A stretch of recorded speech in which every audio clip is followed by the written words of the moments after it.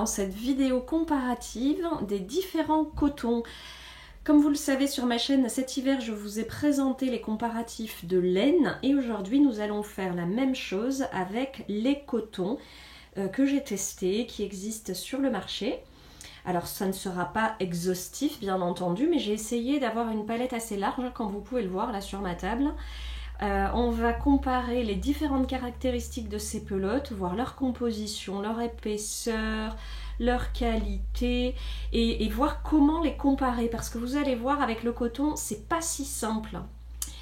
Voilà, allez on est parti. Comme cette vidéo risque d'être un tout petit peu plus longue que les autres, je vous mets les chapitres dans la description, donc n'hésitez pas à vous l'enregistrer dans vos favoris pour la retrouver facilement et ainsi avoir accès à tous les beaux tableaux que je vous ai préparés et pour pouvoir tester votre nouveau matériel pour vos projets de printemps-été.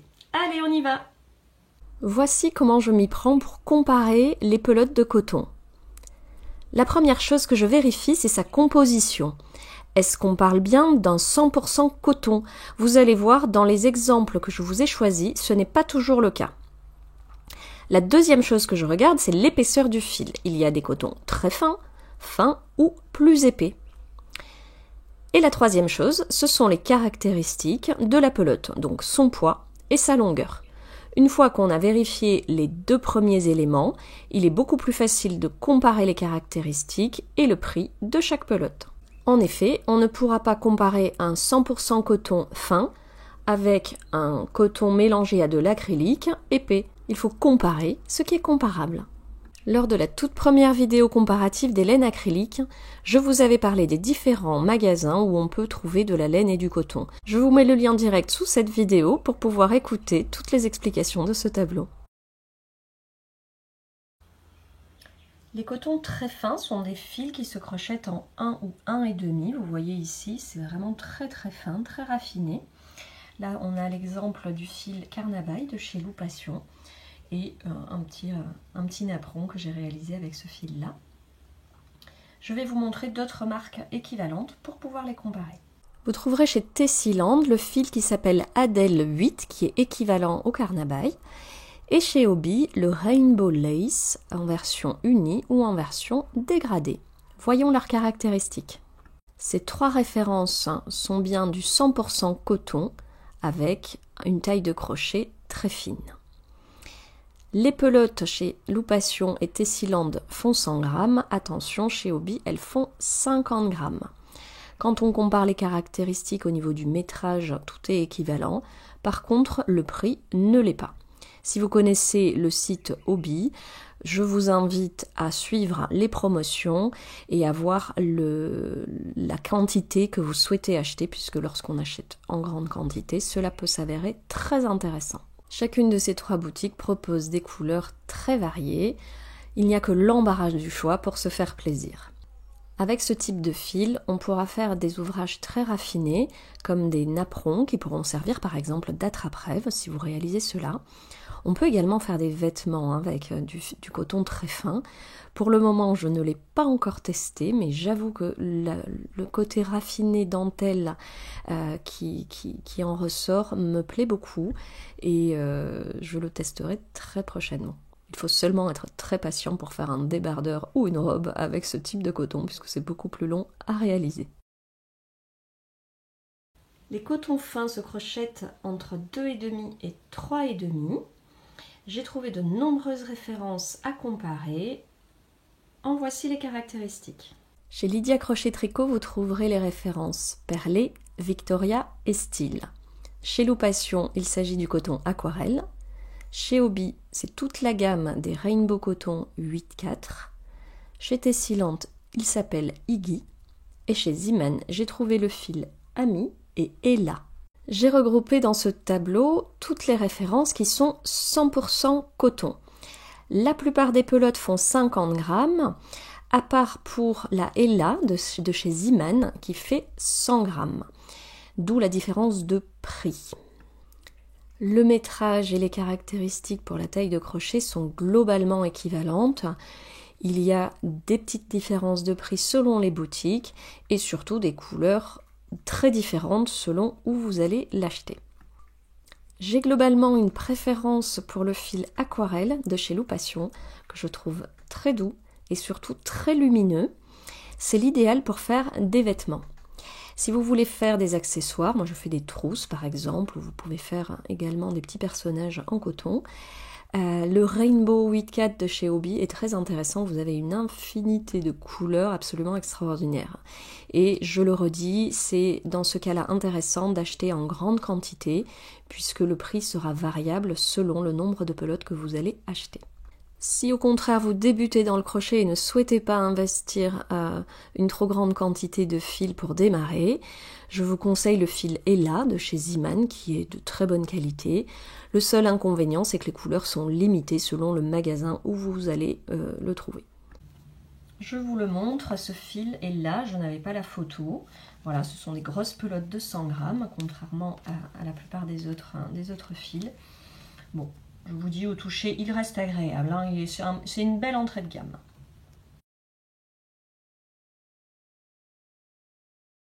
Dans la catégorie des cotons fins, j'ai rangé ces 3 références. Mais vous allez voir que leur composition est un petit peu différente. Et j'avoue que je me suis fait avoir sur ce produit que j'ai trouvé chez Zeeman. Je vous en parle tout de suite. Le fil Ami de chez Zeeman n'est donc pas du coton, c'est un 100% polyester. Je pense que le jour où j'étais au magasin, je n'avais pas mes lunettes et je n'ai pas bien lu la composition. On le sent tout de suite au toucher. Quand on compare avec les cotons, on voit tout de suite que c'est beaucoup plus rêche. Donc moi, je ne le conseille pas parce que ça va être beaucoup moins agréable à crocheter et surtout à porter si vous voulez faire des vêtements. Alors effectivement, le prix peut être intéressant, mais attention, je pense qu'il y a d'autres références qui seront à privilégier. Le coton style de Lydia Crochet Tricot contient 30% de viscose et c'est ce qui lui apporte une douceur et une légèreté vraiment très intéressante. C'est un de mes fils préférés, je vous l'avoue. Il est très raffiné, il est magnifique, il brille et il est très très agréable à crocheter. Quant au fil Victoria, eh bien c'est un 100% viscose, ce n'est pas du coton. Donc attention à bien comparer les choses. Et puis ce sont des petites pelotes de 50 grammes pour 85 mètres. Vous voyez que là, la longueur de fil est quand même globalement moins intéressante, mais c'est de la viscose. Donc c'est très doux et on ne peut pas vraiment comparer avec les pelotes de coton. Ces 2 fils seront donc l'idéal pour faire des vêtements ou des châles. Ça sera vraiment très souple, très beau, raffiné, très doux. Vraiment, je suis une inconditionnelle des fils de chez Lydia Crochet Tricot et là, ça se confirme. Donc au vu de ces comparatifs, eh bien, lorsque vous irez dans une boutique, quelle qu'elle soit, ou lorsque vous irez sur internet, vérifiez bien la composition. Est-ce qu'il s'agit de 100% coton ou est-ce qu'il y a autre chose à l'intérieur pour bien pas vous faire avoir tout simplement et puis acheter quelque chose qui correspond à ce que vous souhaitiez au départ.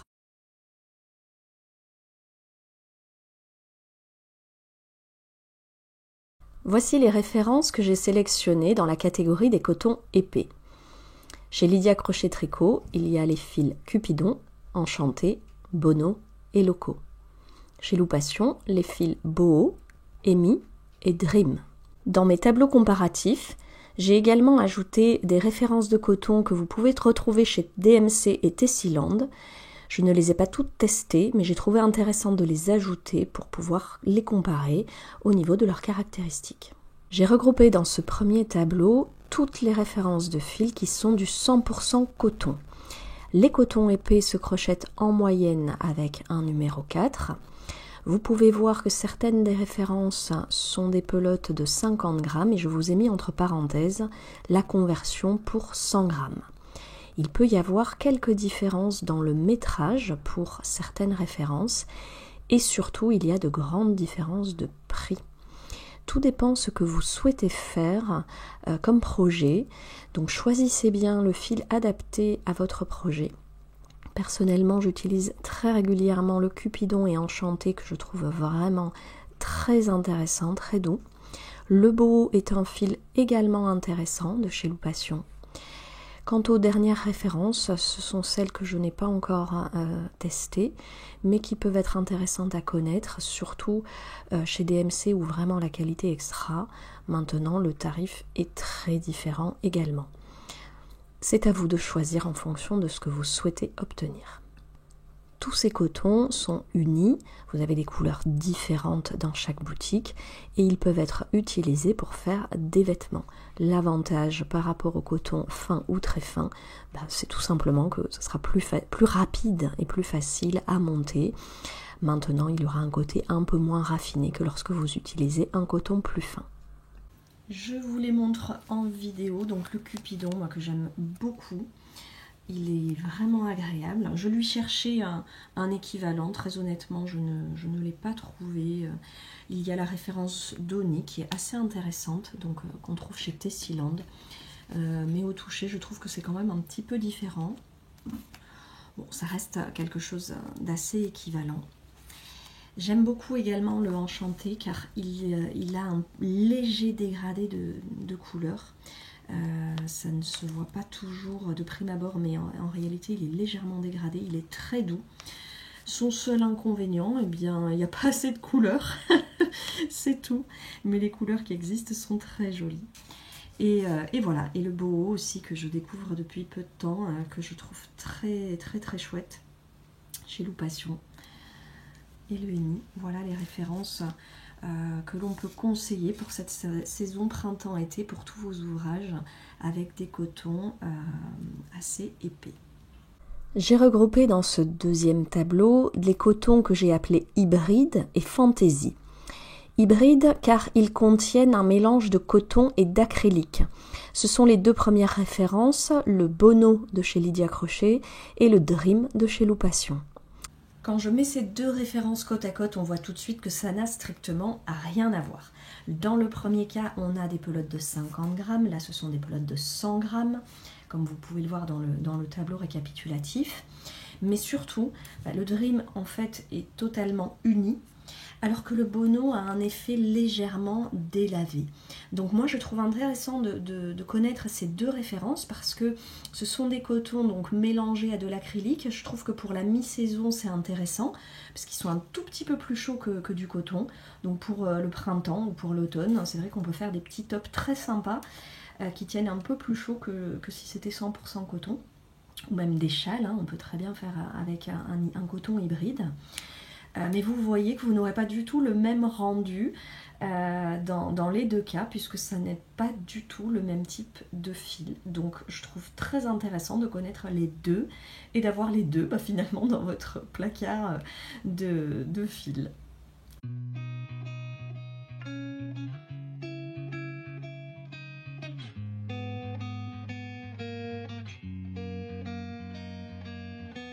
Les cotons fantaisie sont des références 100% coton, avec des pelotes de 100 ou 150 grammes, avec un métrage à peu près équivalent de 150 mètres pour le Loco et le Donicolor.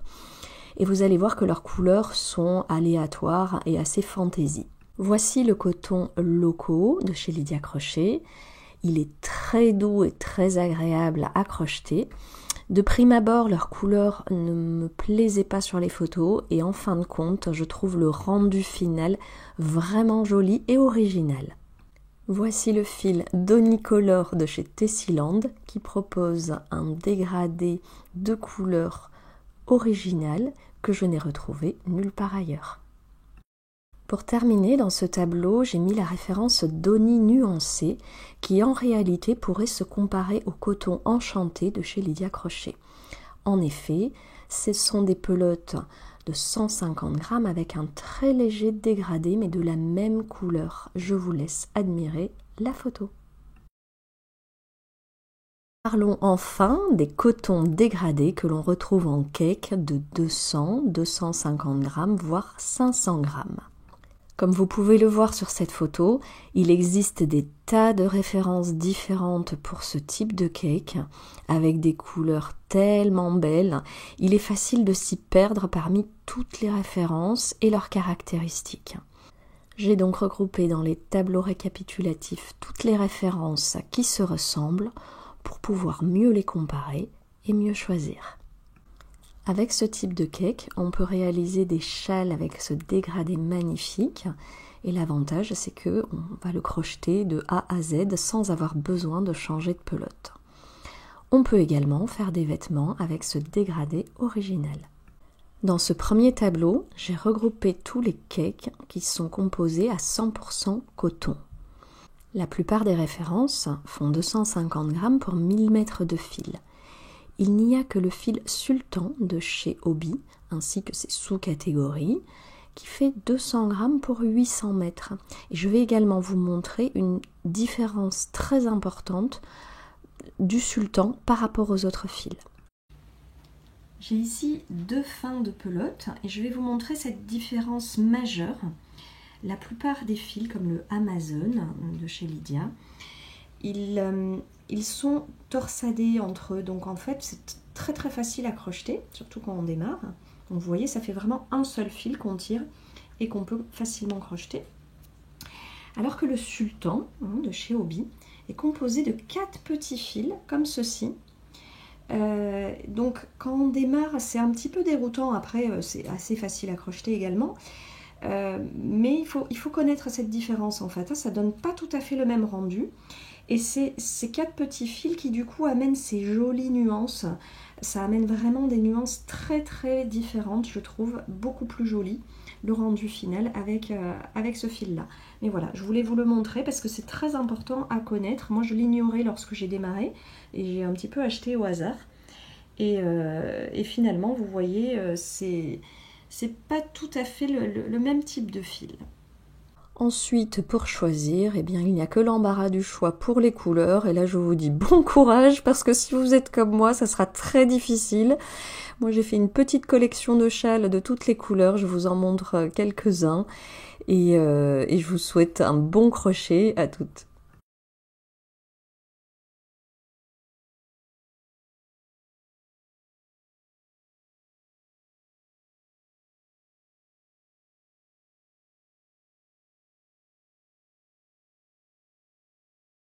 Dans ce deuxième tableau, j'ai regroupé les cakes qui sont composés à moitié de coton et à moitié d'acrylique. Le colibri est plutôt une fin de série, il n'y a plus beaucoup de couleurs. Vous avez le nuance de chez Loupation. Le azalea de chez Hobbii qui est composé avec les 4 petits fils que je viens de vous montrer, ainsi que le hypnose de chez Lydia Crochet. Et là, vous pouvez voir qu'il s'agit d'une grosse pelote de 500 grammes pour 2000 mètres. C'est énorme. Il est absolument génial. Et là, c'est top pour faire des vêtements, des robes, des ponchos. Voilà, là, vous n'avez pas besoin de couper le fil et il est magnifique. Une fois encore, le plus difficile sera de choisir parmi toutes les couleurs magnifiques qui existent.